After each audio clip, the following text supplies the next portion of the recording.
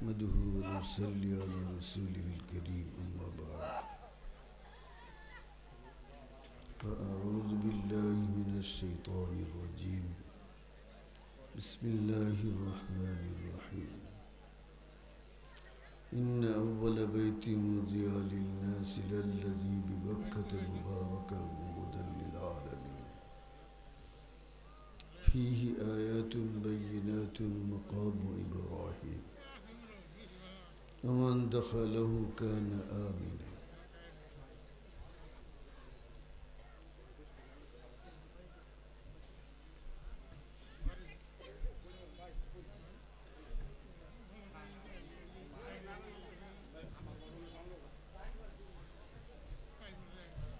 صدق الله العلي العظيم হাটপাগলা বাইতুল জান্নাত জামে মসজিদের উদ্যোগে আয়োজিত আজকের এই ইসলামী মহাসম্মেলনে উপস্থিত হযরতে উলামায়ে কেরাম ও সামিয়ানার নিচু ভূমিষ্ঠ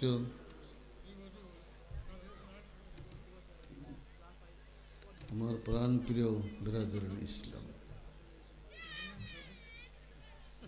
আমি আজ কয়েকদিন যাবতই অসুস্থ, অ্যাক্সিডেন্ট হয়েছিল, এরপরে কয়েকদিন নামাজও পড়াইতে পারিনি, এখনও ঠিকমতো নামাজ পড়াইতে পারিনি। এরপরেও এখান থেকে আমাকে দাওয়াত দেওয়া হয়েছিল, তখন আমার শরীরটা সুস্থই ছিল, আলহামদুলিল্লাহ। দাওয়াত কবুল করা হয়েছে, এই জন্য এই দায়িত্ব হিসাবে আপনাদের খেদমতে হাজির হয়েছি। আপনারা যদি দোয়া করেন, হতে পারে আল্লাহ পাক সুস্থ করে দিবেন, কোরআন ও হাদিসের কথা বলবার সুযোগ এবং তৌফিক দান করবেন। প্রিয় ভাইরা আমার, আমি আল্লাহ পাকের কালাম থেকে একখানা আয়াত, বরং কয়েকখানা আয়াত পাঠ করেছি। এই আয়াতে পৃথিবীর সর্বপ্রথম ঘর, সর্বপ্রথম মসজিদ এর আলোচনা আছে।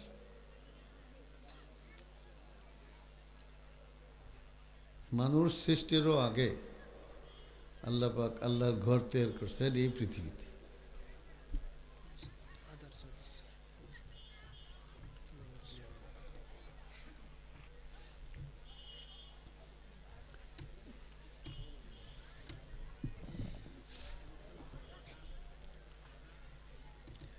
হযরতে আদম আলাইহিসসালাতু ওয়াসসালাম, তারও সৃষ্টির আগে আল্লাহ পাক সর্বপ্রথম আল্লাহর ঘর তৈরি করছেন মক্কা মুআজ্জমায়।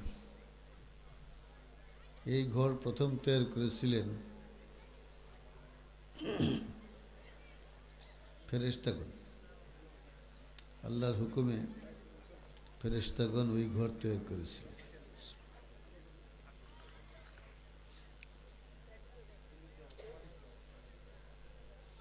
আল্লাহ পাক বলেছেন, ইন্না আউওয়ালা বাইতি উযিআ লিন-নাস লাল্লাযী বিবাক্কাতা মুবারাকান ওয়া হুদাল লিল আলামিন। এই পৃথিবীর সর্বপ্রথম ঘর ওই ঘর যে ঘরটা মক্কা মুআজ্জমায় আছে।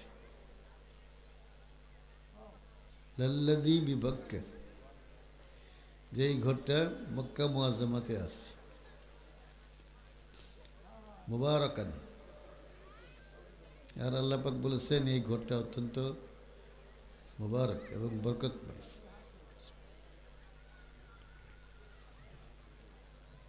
আর পৃথিবীতে যত মসজিদ আছে ভাই, সব মসজিদই সেই মক্কা মুআজ্জমার মসজিদে হারামের কাবা ঘরের বাচ্চা। সব সারা পৃথিবীতে যত মসজিদ আছে,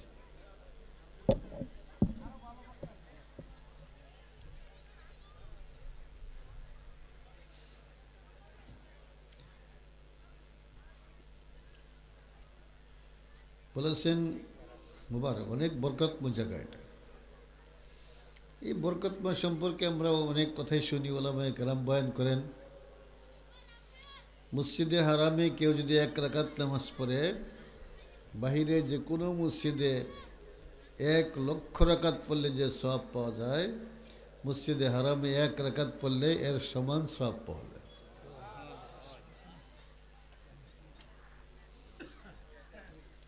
সেখানে বরকতের কোনো অন্ত নেই। যদি কেউ আল্লাহর ঘরে তোয়াফ করে তবুও সে সওয়াব পাবে।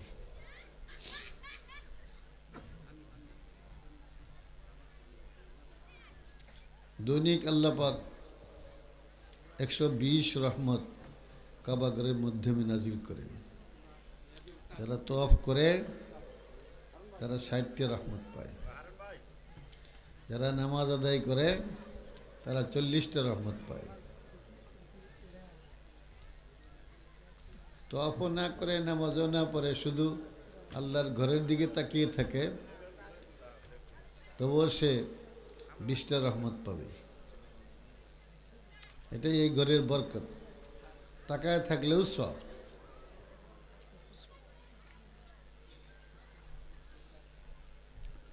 যেমন আল্লাহ রাব্বুল আলামিন উলামায়ে কেরামকে এত মর্যাদা, এত সম্মান দিয়েছেন যে উলামায়ে হাক্কানি, রব্বানি, আল্লাহওয়ালা আলেম, তাদেরও অনেক ফজিলতের কথা হাদিসে আছে।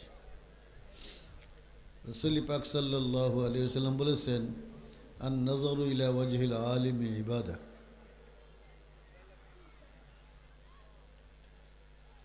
একজন আলিমে হাক্কানি, রব্বানি, তার চেহারার দিকে যতক্ষণ তাকায় থাকবে ইবাদতের সওয়াব পাবে। আন নাযরু ইলা ওয়াজহিল আলিমি ইবাদা, ইবাদতের সওয়াব পাবে। আলেমেরও মর্যাদা আল্লাহ পাক তার পবিত্র কালামে বলেছেন। আল্লাহ পাক বলেছেন, ইরফাইল্লাহুল্লাযীনা আমানু মিনকুম ওয়াল্লাযীনা উতুল ইলমা দারাজাত। যারা ঈমানদার, ঈমানদারদেরকে আল্লাহ পাক অনেক বড় মর্যাদা দিবেন কিয়ামতের দিন। যেখানে কাফের মুশরিকরা চিরস্থায়ী দুজখে জ্বলতে থাকবে, কঠিন থেকে কঠিন আযাবে লিপ্ত থাকবে, ওই সময় আল্লাহ পাক ঈমানদারদের জন্য জান্নাতে চিরস্থায়ী ঠিকানা বানিয়ে দেবে। বেহেশত আজা কে আজারি নবাসত, কসেরা বা কসে কারি নবাসত। সেখানে বেহেশত এমন একটা জায়গা হবে যেখানে কোনো রকম কষ্ট থাকবে না, শুধু আরাম আর আরাম হবে। আল্লাহ পাক ঈমানের বরকতে ঈমানদারদেরকে বেহেশতের সেই চিরস্থায়ী আরামের জায়গা, চিরস্থায়ী শান্তির জায়গা দান করবেন, বেহেশত।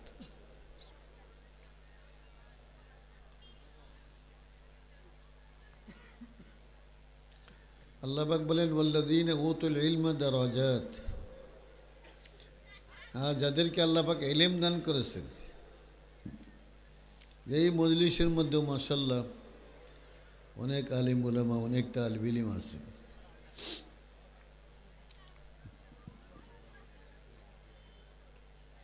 তালিব ইলমরাও একসময় ইনশাল্লাহ আলিম হবে। তালিবুল ইলম অর্থ হল ইলম অন্বেষণকারী। ইলম তালাশ করবে, ইলম তালাশ করতে করতে যখন আমল করবে, ঠিক মতো পড়াশোনাও করবে, ইলমও হাসিল করবে, আমলও করবে, তাদেরকে আল্লাহ পাক অফুরন্ত নিয়ামত দান করবে। তালিব ইলমদেরও ফজিলতের কথা হাদিসে আছে। আল্লাহ রাসূল সাল্লাল্লাহু আলাইহি ওয়াসাল্লাম বলেছেন, ওয়া ইন্নাল মালাইকাতা লাতাযউ আজনিহাতান রিজান লিতালিবিল ইলম। তালিব ইলমরা, কোরআনের শিক্ষার্থী, দ্বীনের শিক্ষার্থী যেই রাস্তা দিয়ে হাঁটে, নূরের তৈরি নিষ্পাপ ফেরেশতারা তাদের জন্য তাদের নূরের পাখা বিছায়া দেয় রাস্তায়। আমরা তো দেখি না, যে দেখে তিনি বলছেন, রাসূল পাক সাল্লাল্লাহু আলাইহি ওয়াসাল্লাম তিনি বলেছেন, তার কথার মধ্যে কোনো সন্দেহ নেই। তিনি হলেন আস-সাদিকুল মাসদুক।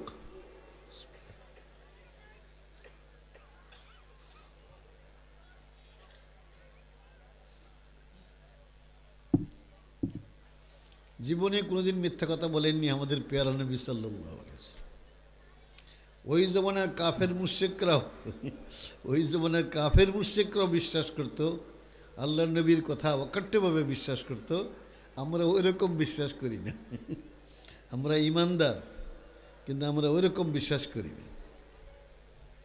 মনে রাখতে হবে, নিজের ইমানকে পরিপূর্ণ করার জন্য আল্লাহর নবীকে পরম সত্যবাদী, যে তার জবান দিয়া কোনোদিন ভুলেও কোনো মিথ্যা কথা বের হয়। তিনি কসম খেয়ে বলেছেন, ওয়াল্লাযী নাফসি বিয়াদি লা ইয়াখরুজু মিনহু ইল্লা হক ওয়া আউমা বিয়াদিহি ইলা ফিহ। মুখের দিকে ইশারা করে তিনি বললেন, আমি ওই সত্তার কসম খেয়ে বলছি যার কুদরতি হাতে আমার জীবন, এই মুখ দিয়া কোনোদিন মিথ্যা কথা বের হয়নি। সুবহানাল্লাহ, কোনোদিন। আস-সাদিকুল মাসদুক, তিনিও যেরকম সত্যবাদী, পরম সত্যবাদী, ঠিক তেমনিভাবে তার সাথে যারা কথা বলেন, আল্লাহ তাআলা স্বয়ং হযরত জিবরাইল আলাইহিস সালাম, যাদের ওহী নাজিল করা হয়, তারাও কোনোদিন তার সাথে মিথ্যা কথা বলে না। মিথ্যা কথা বলার সাহসই পাই নাই হযরত জিবরাইল আলাইহিস সালাম। এই জন্য তাকে বলা হয় আস-সাদিকুল মাসদুক। সাদিক অর্থ সত্যবাদী, মসদুক অর্থ হলো যার কাছে সত্যই বলা হয়। সুবহানাল্লাহ, তার কাছে সত্য নাজিল হয়, আল্লাহ পাক তার উপর সত্য কালাম নাজিল করেন। হযরত জিবরাইল আলাইহিস সালাম আল্লাহ পাকের হুকুমে সত্য কথাই নাজিল করেন। তার কলবের মধ্যে আল্লাহ পাক এই সত্য কথাই ঢুকায় দেন। আস-সাদিকুল মাসদুক।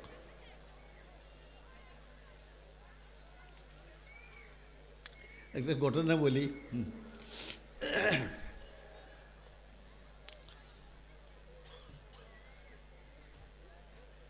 একবার রাসূলুল্লাহ সাল্লাল্লাহু আলাইহি ওয়াসাল্লাম বলেছেন, উমাইয়া আমার হাতে নিহত হবে। উমাইয়া ইবনে খালাফ মক্কার কাফেরদের এক সর্দার। উমাইয়াকে চিনে রাখবেন, যেরকম নেতানিয়াহুকে চিনি আমরা। নেতানিয়াহু না, তেনানিয়াহু, যে মুসলমানদেরকে অকাতরে ধ্বংস করতেছে। মস্ত বড় পৃথিবীর ইতিহাসে এর চেয়ে বড় খুনির কথা শোনা যায় না। এত বড় খুনি আর মুসলমানদেরকে ধ্বংসকারী বর্তমান জমানায় সবচেয়ে বড় খুনি এই নেতানিয়াহু। প্রিয় ভাইরা আমার, উমাইয়াকে চিনতে হবে। উমাইয়া হলো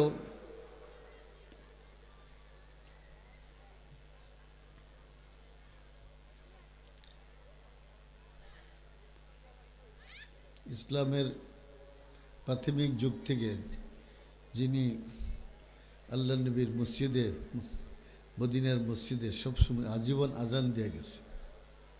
তার নাম কি ভাই? হ্যাঁ, হযরত বিলাল রাদিয়াল্লাহু তাআলা। আরে মুয়াজ্জিনদের কথা বলবেনি, তার নামটা জানা নাই? তোমরা কি মাদ্রাসায় পড়ো? আল্লাহ নবীর মুয়াজ্জিন জীবন যিনি আজান দিয়েছেন তার নামই জানো না? হযরত বিলাল রাদিয়াল্লাহু তাআলা আনহু এক সময় গোলাম ছিলেন, তার মালিক ছিল এই উমাইয়া। একবার হযরত সাদ ইবনে মুআজ রাদিয়াল্লাহু তাআলা আনহু, উনি মদিনাবাসী সাহাবী ছিলেন। বনু কুরাইজা ইহুদি সম্প্রদায় ভুক্ত ছিলেন। আল্লাহ পাক তাকে ঈমানের নিয়ামত দান করছে, কিন্তু মুসলমান হওয়ার আগে থেকেই এই মক্কার উমাইয়ার সাথে তার একটা সম্পর্ক ছিল। ব্যবসা বাণিজ্যের একটা সম্পর্ক। তিনি যখন এমনে যাইতেন ব্যবসা করতে, উমাইয়ার বাড়িতে মেহমান হইতেন। উমাইয়াও যখন সিরিয়া যাইত ব্যবসা করতে মদিনা মুনাব্বরায়, হযরত সাদ ইবনে মুআয রাদিয়াল্লাহু আনহু বাড়িতে মেহমান হইত। এই সম্পর্ক একবার হইলে তো সে থাকেই। একবার হযরতে সাদ ইবনে মুআয রাদিয়াল্লাহু তাআলা মক্কা আসলেন, উমাইয়ার বাড়িতে মেহমান। এটা ওই সময়ের ঘটনা যখন মক্কা থেকে সমস্ত মুসলমান, নবী করিম সাল্লাল্লাহু আলাইহি সাল্লাম সহ সমস্ত মুসলমান হিজরত করে মদিনায় চলে গেছেন। মক্কা ছিল মুসলমান সৈন্য। সেখানে উপস্থিত হয়েছেন হযরত সাদ ইবনে মুআয রাদিয়াল্লাহু তাআলা আনহু। বনি কুরাইজার সর্দার ছিলেন, পরে আল্লাহ পাক তাকে ঈমান দান করছেন। উনি মনে করছেন যেহেতু মক্কা আসলাম, এই সোনালী সুযোগে আমি একটু উমরা করে নিই।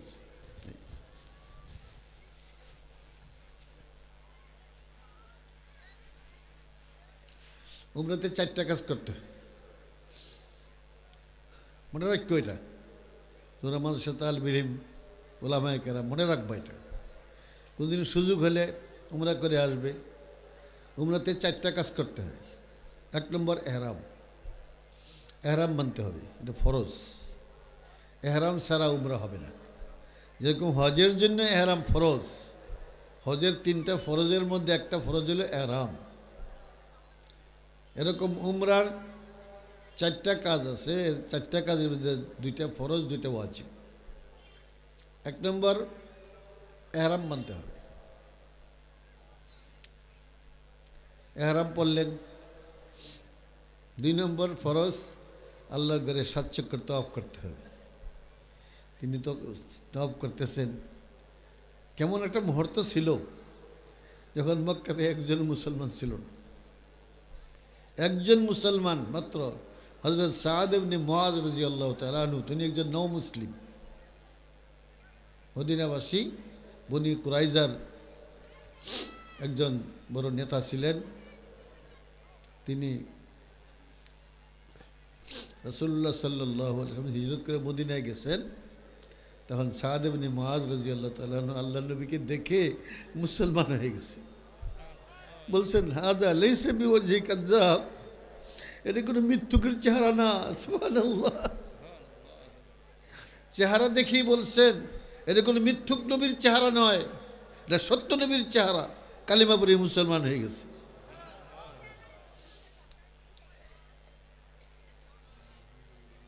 এই সাদ ইবনে মুআয রাদিয়াল্লাহু তাআলা আনহু মক্কা আসছেন, আল্লাহর ঘরে তওয়াফ করতেছেন। উমরার 2য় ফরজ, তওয়াফ করতেছে। ওই সময় কাবা ঘরের পাশেই উপস্থিত ছিল মক্কার বড় বড় কাফের এদের নেতা, যেন আবু জাহাল, আবু লাহাব, উতবা, শাইবা, উকবা, উমাইয়া। তারা বড় বড় সর্দার এখানে ছিল। উমাইয়ার কথা তো বলছি, হযরত বেলাল রাদিয়াল্লাহু আনহুর মালিকা ছিল। আর এই পরিমাণ নির্যাতন করছে।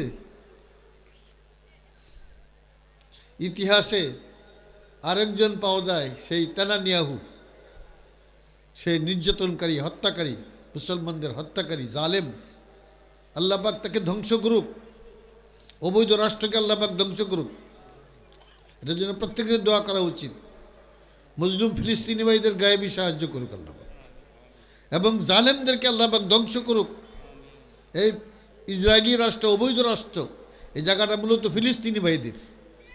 তাদেরকে উৎখাত করে আমেরিকা, ফ্রান্স, ব্রিটেন, রাশিয়া তারা জবরদস্তিভাবে ইসরায়েলদেরকে এখানে ঠিকানা বানিয়ে দিচ্ছে, এবং ইসরায়েলের পক্ষে সব রকম সাহায্য, অর্থ, অস্ত্র, সব রকম সাহায্য করতেছে। আমেরিকা, ব্রিটেন সাহায্য না করলে, এই যে 3-4 মাস যাবত যুদ্ধ চলতেছে, এই যুদ্ধে কবেই ইসরায়েল ধ্বংস হয়ে যেত। কিন্তু সবচেয়ে বড় শয়তান, এই পৃথিবীর সবচেয়ে বড় শয়তান আর মুসলমানদের 1 নম্বর শত্রু আমেরিকা। এই ব্রিটেন, এই আমেরিকা, এরা অর্থ অস্ত্র দিয়ে এদের সাহায্য করে এই যুদ্ধটাকে জয় রাখতেছে। নাহলে কত আগেই এরা পরাজিত হইতো আর ইসরায়েল থেকে ভাগ্যে চলে যাইত। কিন্তু বড় শয়তান ছোট শয়তানকে লালন করে। বড় শয়তান, শয়তান আকবর আমেরিকা, শয়তানি আসগর ছোট শয়তান ইসরায়েল, সমস্ত মুসলিম বিশ্বকে সে অত্যাচারে করে যাইতেছে। প্রিয় ভাইয়েরা আমার, হজরতে সাদ ইবনে মুআজ রাদিয়াল্লাহু তাআলা তওয়াফ করতেছে, একজন মুসলমান মাত্র মক্কাতে, শুধু কাফের আর কাফের। তা আবু জেহেল তাকে ডাক দিছে, মক্কা উপত্যকার সর্দার আবু জেহেল দাওয়াত দিছে, ডাক দিছে, এদিকে আসো, যে তোমরা মদিনাতে মুহাম্মদকে আশ্রয় দিয়েছো আর এখানে বুক ফেলে তওয়াফ করতেছো। মানে একজন মুসলমান, মক্কা নগরীতে আর কোনো মুসলমান নাই। আর ইমানদার এবং মুসলমানরা আল্লাহ ছাড়া কাউকে ভয় করে না। তিনি টিট ফর টেট উত্তর দিতেছেন। যেই ভাষায় আবু জেহেল কথা বলে ঠিক সেই ভাষাই উত্তর দিতেছেন হযরতে সাদ ইবনে মুআজ রাদিয়াল্লাহু তাআলা। একজন মুসলমান মক্কা নগরীতে মাত্র, কিন্তু সিংহের মতো আবু জেহেলের কথা জবাব দিতেছে। তার বন্ধু এখানে ছিল উমাইয়া, যে বললাম হযরত বিলাল রাদিয়াল্লাহু মালিক, সে অত্যাচারী মালিক ছিল, এত নির্যাতন করছে, ইতিহাসে এত নির্যাতনের ঘটনা আর পাওয়া যায় না।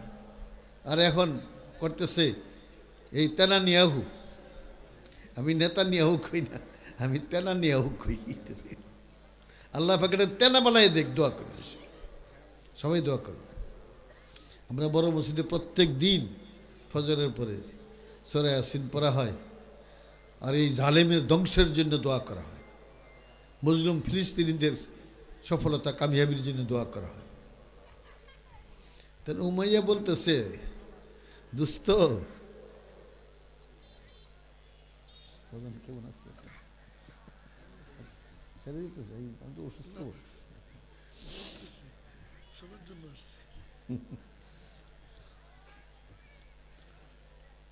উমাইয়া বলতেছে, দোস্ত তুমি কার সাথে কথা বলতেছো, খবর আছে তোমার?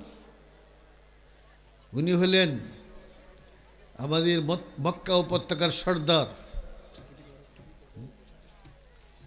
এই এলাকার শ্রেষ্ঠ বিজ্ঞানী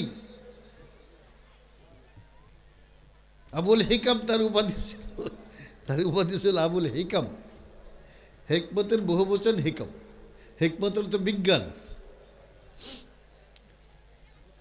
আবুল হিকাম বিজ্ঞান গুরু, সুবহানাল্লাহ।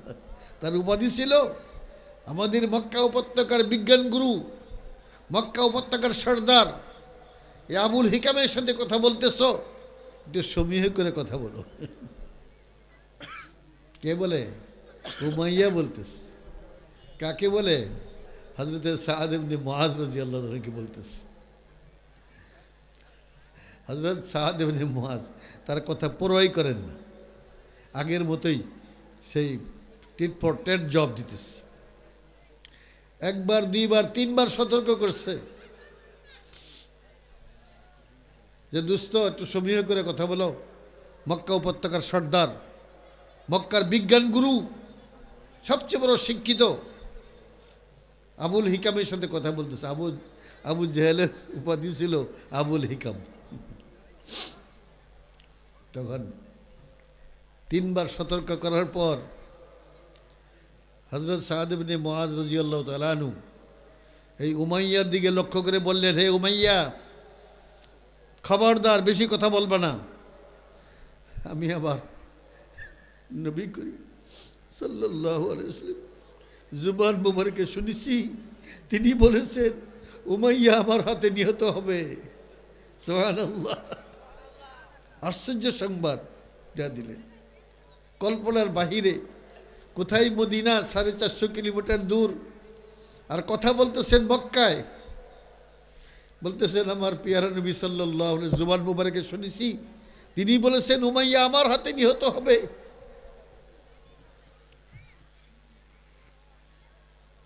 এই উমাইয়া কাফের কি বলছে শুনেন, বুখারী শরীফে আছে। জিজ্ঞাসা করলো তুমি নিজের কানে শুনছো? দোস্ত তুমি নিজের কানে শুনছো? বলে হ্যাঁ নিজের কানে শুনেছি। তখন উমাইয়া বলল, বুখারী শরীফে আছে, বলছে ওয়াল্লাহি লা ইয়াকযিবু মুহাম্মদ, মুহাম্মদ কখনো মিথ্যা কথা বলে না। সুবহানাল্লাহ। যদি বলে থাকে তাই হবে। মানে কতটুকু বিশ্বাস করতো কাফেররা, কাফেরের সর্দার সেই কথা বলতেছে, কসম খেয়ে বলতেছে ওয়াল্লাহি লা ইয়াকযিবু মুহাম্মদ, আল্লাহর কসম মুহাম্মদ মিথ্যা কথা বলে না, যদি বলে থাকে তাই হবে, আমি তার হাতেই নিহত হব। বাড়িতে গেছে তার স্ত্রীর কাছে বলতেছে, এর শুনছো আমার মদিনার দুস্থ কি বলছে? মদিনার দুস্থ হযরত সাদ ইবনে মুআজ রাদিয়াল্লাহু তাআলা আনহু, উনি কি বলছে শুনছো? তার স্ত্রী বলতেছে কি বলছে? বলছে আমি নাকি মুহাম্মদের হাতে নিহত হব। তার স্ত্রী কি বলছে শুনেন, এটা বুখারী শরীফে আছে। বলেছেন ওয়াল্লাহি লা ইয়াকযিবু মুহাম্মদ, আল্লাহর কসম মুহাম্মদ মিথ্যা কথা বলে না। সেই উমাইয়ার স্ত্রী এক মুশরিকা, মুশরিক মহিলা, সে পর্দা, সে তো একটা নিয়ন্ত্রণে থাকে, সেও বলতেছে, কসম খেয়ে বলতেছে যে মুহাম্মদ মিথ্যা কথা বলে না, আল্লাহর কসম মুহাম্মদ মিথ্যা কথা বলে না। তাহলে বুঝেন ওই জমানের কাফের মুশরিকরা, বড় বড় সর্দাররাও আল্লাহর নবীর কথা কেমন বিশ্বাস করতো। হ্যাঁ, যে বলছেন যে উমাইয়া আমার হাতে নিহত হবে, বলছেন উনি মিথ্যা কথা বলে না, যদি বলে থাকে তাই হবে। সুবহানাল্লাহ।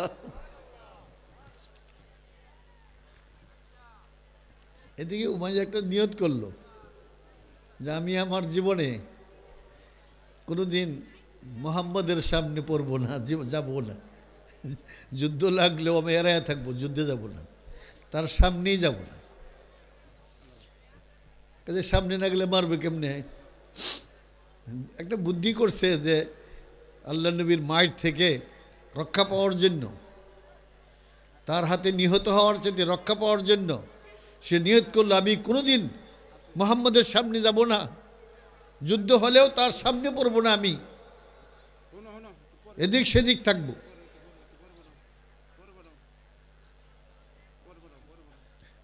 যাই হোক, ঘটনাচক্রে দ্বিতীয় হিজরিতে বদরের যুদ্ধের দামামা বেজে গেছে। আবু সুফিয়ান, আবু জেহেল এরা সবাই ঘরে ঘরে গিয়া সবাইকে দাওয়াত দিতেছে। উমাইয়ার কাছে গিয়ে বলছে যে বদরে যাইতে হবে, যুদ্ধ হবে। উমাইয়া বলছে শুনছ একটা ঘটনা? কি ঘটনা? আমার মদিনার দুস্থ সাদ ইবনে মুআজ, উনি বলছেন এই কথা যে মুহাম্মদ নাকি বলেছে আমি তার হাতে নিহত হব, আমি নিয়ত করে রাখছি আমি তার সামনে পড়ব না জীবনেও, কাজে এই বদরের যুদ্ধে আমি যাব না।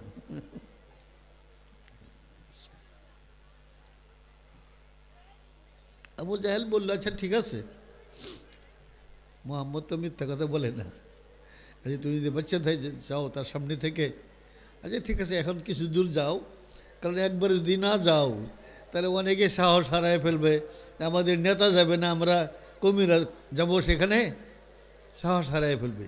তুমি একটা কাজ করো, কিছু দূর যাও, পরে রাত্রে এক জায়গায় থেকে গোপনে চলে আস। আবু জাহেল বুদ্ধি দিল ঠিকই, কিন্তু পাহারা লাগাই দিল, সে তো ভাগতে না পারে। কি বলে? আবু জাহেলও পাহারা লাগাই দিল, সে কোনো সময় যদি ভাগতে না পারে, এ উমাইয়া পাহারা লাগাই দিল, সে আর ভাগতে পারে নাই, একবারে বদরের যুদ্ধে হাজির হয়েছে। একবার রাসূলুল্লাহ সাল্লাল্লাহু আলাইহি ওয়াসাল্লামের হাতের বল্লমের আঘাতে তার হাতের বা এক জায়গার একটু চামড়া ছিঁড়ে গেছে, আল্লাহ নবীর বল্লমের আঘাতে যুদ্ধের ময়দানে।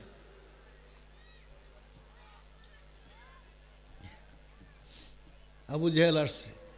উমাইয়া কি করতেছে জানেন? এমন চিৎকার করতেছে, তার এত কষ্ট হইতেছে। আবু জেহেল আসছে, আবু ইয়া তোমার কি হয়েছে? কলে এই যে মোহাম্মদের বল্লমের আঘাত লাগছে। দেখলো যে একটু চামড়া ছিলছে। এটার লেগে তুমি এরম করতেছ? সামান্য একটু চামড়া ছিলছে। হ্যাঁ, উমাইয়া বলল, আজকে যদি মোহাম্মদে বললাম না মাইরা আমার একটা থুকো ফেলাইতো, আমি বাঁচতাম না। আর এটার এই আঘাতে যে কষ্ট হইতেছে, আমার কল্পনাতীত কষ্ট হইতেছে। এতটুকু আঘাতেই এই উমাইয়ার মৃত্যু হয়ে যায়, সে মারা যায়। আল্লাহ নবী বলছিলেন যে উমাইয়া আমার হাতে নিহত হবে। কি বলেন? সত্য হয়েছে? হ্যাঁ, সত্য হয়ে গেছে। আমার কথা বুঝে আসে না মনে হয় নাকি? অসুস্থ মানুষ তো, ইনশাল্লাহ পরে যে আমার বাজান কেন আইছে, খুব সুন্দর আকর্ষণীয় বয়ান করেন, আপনারা শুনবেন। সে যাই হোক,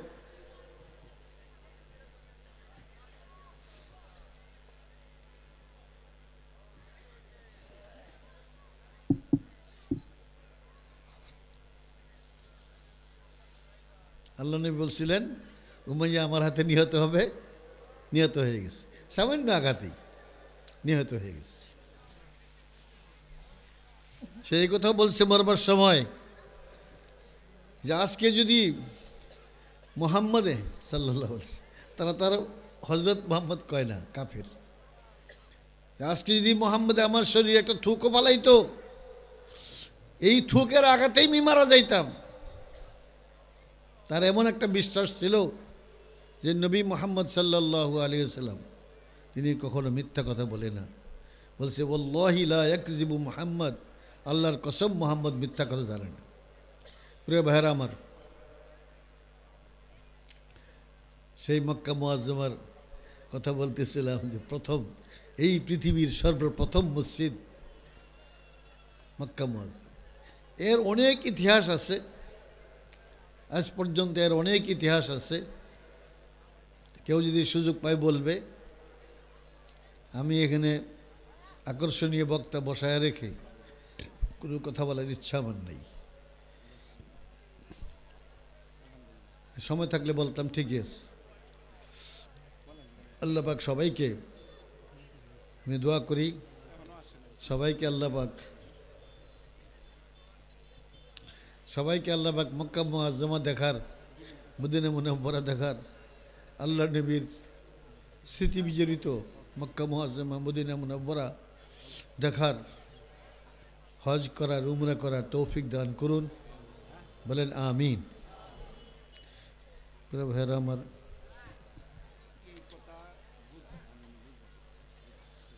তাই আমি আমার বক্তব্য অসমাপ্ত রেখেই বিদায় নিতেছি, কারণ এখানে আমার বাজান বসা আছে।